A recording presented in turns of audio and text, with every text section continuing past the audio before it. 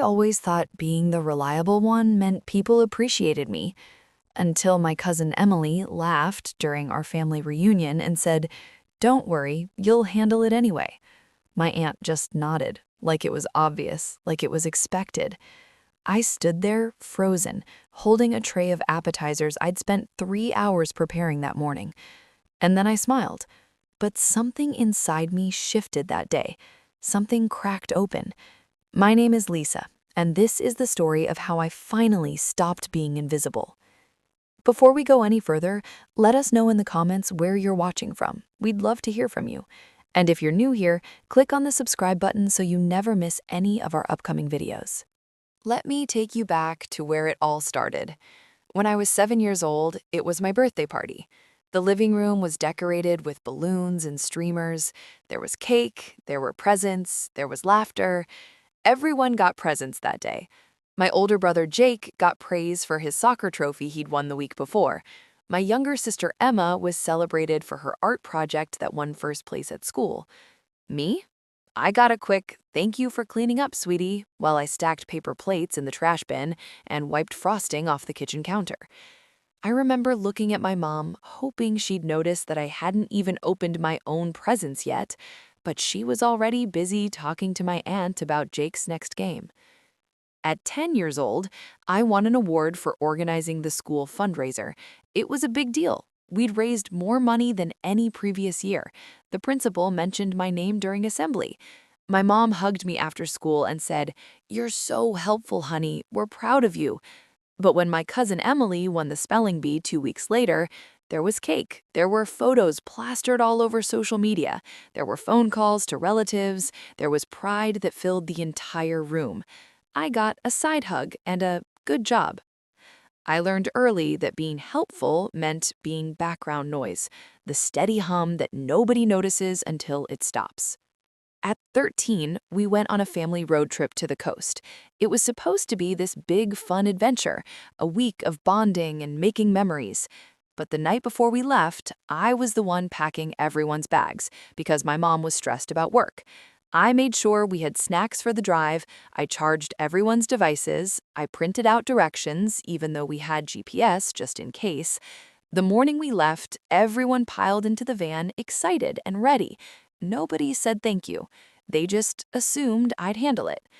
During the trip, I was the one making sure Emma didn't forget her stuffed animal at the hotel. I was the one reminding Jake to put on sunscreen.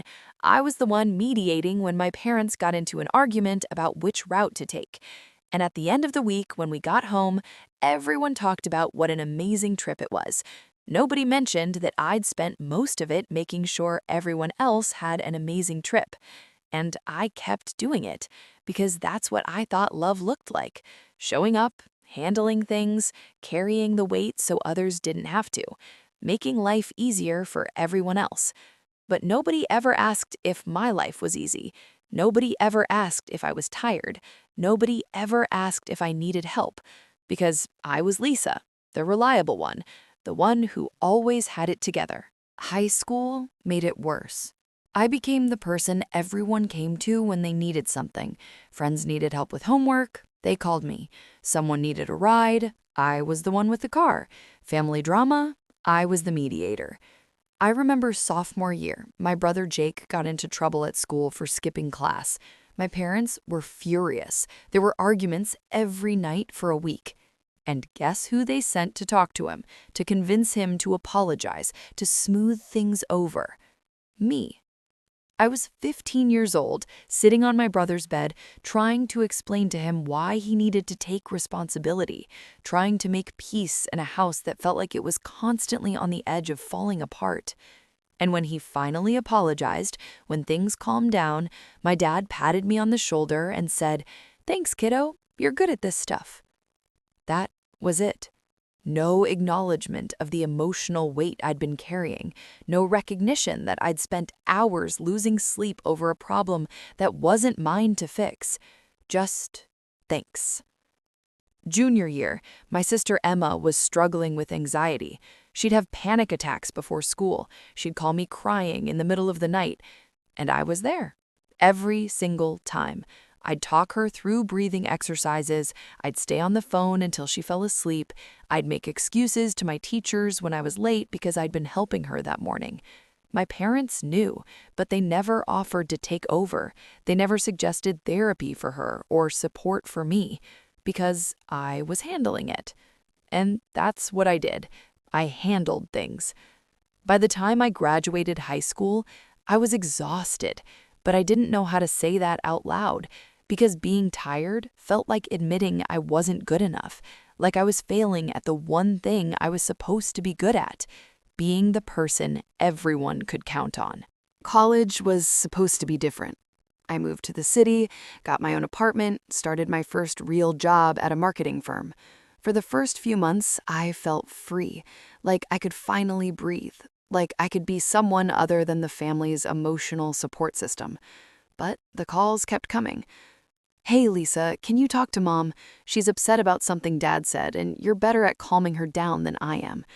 That was Jake, calling me on a Tuesday evening when I was trying to finish a project for work. "Can you send me some groceries this week? I'll pay you back next month, I promise." That was Emma, texting me at midnight, again, for the third time that year. Spoiler alert, she never paid me back.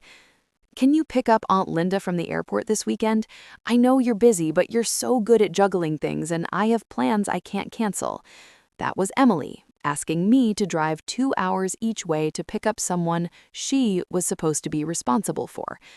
I was 200 miles away from home and still doing emotional labor for a family that didn't even notice I was tired. Still organizing, still mediating, still sacrificing. One night, I sat in my tiny apartment after a 12-hour shift. My boss had been demanding, my coworkers had dumped extra work on me because they knew I wouldn't complain. I was exhausted, my body ached, my mind was foggy, and my phone buzzed. Another text, another favor, another expectation. "Hey, can you help me write my resume? I know you're good at this stuff." I stared at the screen, and I realized something that made my chest ache in a way I'd never felt before. I wasn't part of the family, not really. I was the support system, the safety net, the person who made sure everyone else could live their lives without inconvenience. But who was I when I wasn't fixing things for them? I didn't know anymore. I couldn't remember the last time someone had asked me how I was doing and actually waited for an answer. I couldn't remember the last time I'd done something just for myself without feeling guilty about it. I couldn't remember the last time I felt like I mattered outside of what I could do for other people. And that realization broke something in me. I started noticing things I'd ignored for years. Like how my mom would call me to vent about my dad, but never asked about my life, about my job, about whether I was happy. Like how Emily would text me paragraphs about her problems, but respond to my messages with one-word answers. Like how Jake would ask for favors constantly, but couldn't remember my birthday. Like how my entire family had built their lives on the foundation of my availability. And I'd let them, because saying no felt impossible. It felt selfish. It felt like I was abandoning people I loved. But one afternoon, sitting in a coffee shop on my lunch break, I overheard two women talking at the table next to me. One of them was crying, talking about how exhausted she was from taking care of everyone in her life. And her friend said something that stopped me cold. "You can't pour from an empty cup. And right now, you're not just empty, you're bone dry." I sat there, frozen, with my coffee getting cold in my hands, because that's exactly what I was, bone dry. I'd given so much of myself for so long that there was nothing left. And the worst part, nobody had noticed. That night, I made a decision. I was going to start saying no, not to hurt anyone, not to punish anyone, but to save myself. It started small. Emily texted me on a Tuesday afternoon. I was at work, trying to meet a deadline. "Hey, I need you to organize the family barbecue this weekend. I'm swamped with work, and you're amazing at this stuff. You know how to make everything perfect." I stared at my phone. My fingers hovered over the keyboard. Part of me wanted to just say yes, to avoid the conflict, to be the person everyone expected me to be. But another part of me, the part that was tired and angry and desperate for space, whispered something different. Say no. I typed, "Sorry, I can't this time," and I hit send. My heart was pounding like I'd just confessed to a crime, like I'd just done something terrible and unforgivable. 3 dots appeared immediately, then disappeared, then appeared again. Wait, seriously? Who's going to do it then? I felt the guilt crash over me like a wave, the familiar urge to fix it, to take it back, to say I'd changed my mind. But I didn't. I typed, "I'm sure you'll figure it out." And then I put my phone face down on my desk and tried to focus on my work. But I couldn't. My hands were shaking, my stomach was in knots, because for the first time in my life, I'd chosen myself over someone else's convenience. And it felt terrifying. The dots appeared and disappeared for 10 minutes, then finally, a response. Fine, whatever. That was it. No understanding, no, "that's okay, take care of yourself," no acknowledgement that I'd been organizing family events for years without ever being asked if I wanted to. Just, fine, whatever. I wanted to cry, but I also felt something else stirring underneath the guilt. Relief. Have you ever felt invisible in your own family? Have you ever wanted to say no but couldn't find the words? Let me know in the comments. I'd love to hear your story. 2 days later, Emily showed up at my office. I was at my desk halfway through a report when I saw her walk through the glass doors of the building lobby. She spotted me immediately through the office windows and headed straight toward the entrance. My coworkers glanced up as she walked in. I felt my face flush hot with embarrassment. She didn't sit down. She didn't lower her voice. She just stood there, arms crossed, looking at me like I'd personally betrayed her. "We need to talk." I could feel everyone's eyes on us. My boss glanced over from her office. "Can this wait until after work?" I asked quietly. "No, it can't." I stood up, grabbing my phone and my keys, and walked toward the conference room, hoping she'd follow. She did. As soon as the door closed, she exploded. "Why are you being so difficult? It's just one event. You always help with this stuff. It's what you do." I took a breath. "I know, but I have plans this weekend." "What plans?" It was such a simple question, but it hit me like a slap across the face. Because the truth was, I didn't have plans. I just wanted a weekend to myself, to rest, to exist without an agenda or obligations or people needing things from me. But to her, that wasn't a good enough reason. To her, my time only mattered if I was using it for something she deemed important. "It doesn't matter what plans," I said quietly, trying to keep my voice steady. "I just can't do it." Her face changed. First shock, then frustration, then something colder, something that looked almost like disgust. "You know what? Fine, but don't be surprised when people stop asking you for help. Don't be surprised when you're not included anymore."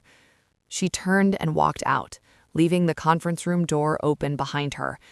I stood there alone, shaking, trying not to cry in the middle of my workplace. That evening, my aunt called.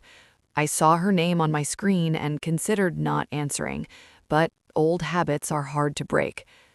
"Hello?" "Lisa." Her voice was tight, disappointed, the tone she used when she was about to lecture someone. "Emily told me you refused to help with the BBQ. I don't understand. You've always been so dependable, so reliable. What's going on with you?" Dependable, reliable. Those words that used to make me feel valued now felt like chains. "I'm still dependable, Aunt Carol. I'm just not available this time." Silence. Heavy and uncomfortable. Then, "Well, I hope you know this is going to make things harder for everyone.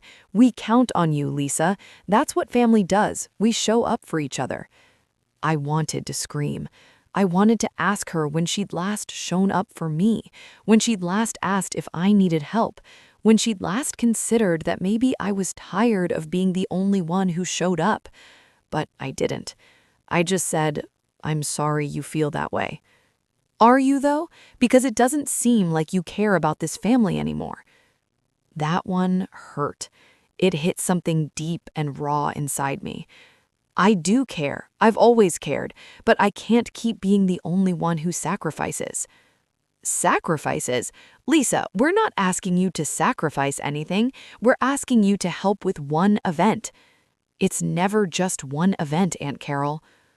More silence. Then she sighed.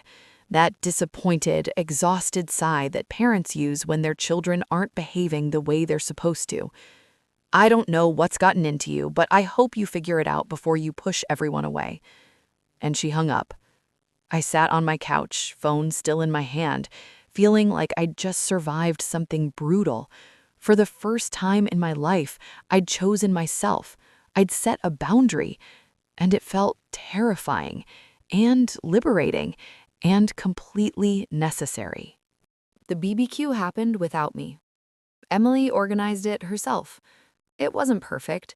People complained about the timing and the food ran out early, but it happened, and the world didn't end. In the weeks that followed, things changed.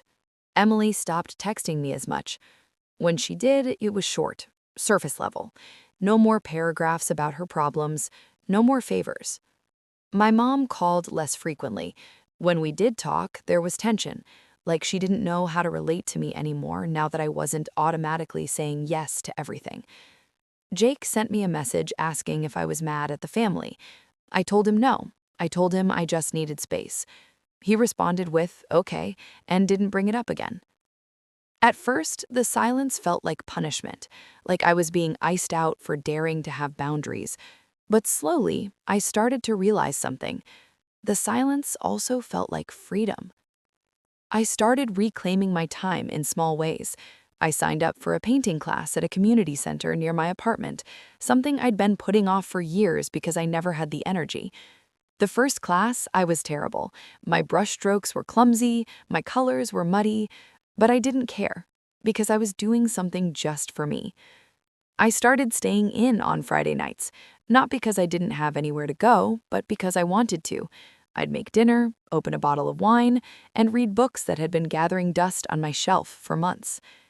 I started a small side project, designing greeting cards with hand-lettered quotes, little messages about self-care and boundaries and knowing your worth. It was something I'd always wanted to try but never had the energy for, because I was always too busy being available for everyone else. One Saturday morning, about 2 months after the BBQ incident, I sat in my favorite coffee shop near my apartment. Sunlight streamed through the large front windows. My favorite playlist hummed softly in my earbuds. I was working on a new card design, something about how it's okay to put yourself first, and I realized something profound. I felt lighter. Not because my family had apologized, they hadn't. Not because they suddenly saw me for who I was, they didn't. But because I finally saw myself. I wasn't the invisible one anymore. I wasn't the person who existed only to serve others. I was just me. Lisa. A person with boundaries, with interests, with dreams, with a life that mattered. Not because of what I could do for other people, but because I existed. And that was enough. Here's what I learned. Being reliable doesn't mean being invisible. It doesn't mean erasing yourself so others can shine. Boundaries aren't selfish. They're not cruel. They're proof that you value yourself enough to protect your peace. And here's the hard truth. Some people will be upset when you start saying no. They'll call you difficult, selfish, different, because they benefited from your silence. But your time, your energy, your life, they belong to you. You don't owe anyone an explanation for choosing yourself. So if you've ever felt invisible in your own family, I want you to know you're not alone, and it's okay to stand your ground. Share your story in the comments. Have you ever had to set boundaries with people who expected you to always say yes? How did it feel? Remember, you deserve to be seen, not just as the person who helps everyone else, but as someone worthy of care, rest, and respect. Your story matters, and so do you.